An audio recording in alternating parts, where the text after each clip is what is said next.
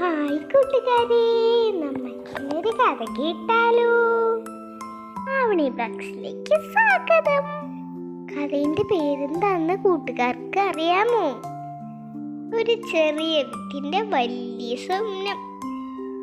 ഒരു ഗ്രാമത്തിന്റെ അതിരിൽ മണ്ണിനടിയിൽ ഒരു ചെറിയ വിത്ത് ഉണങ്ങിക്കിടന്നു.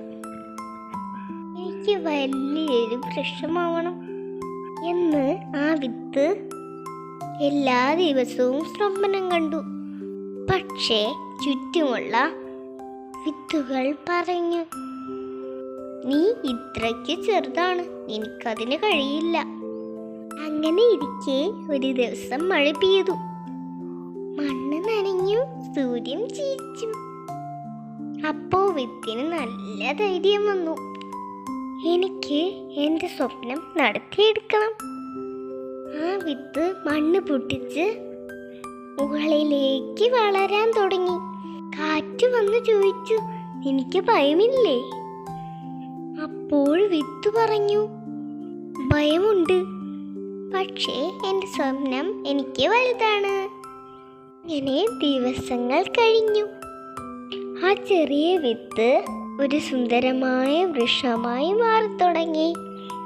പക്ഷികൾ അവിടെ കൂടുണ്ടാക്കി. കുട്ടികൾ അതിൻ്റെ തണലിൽ കളിച്ചു.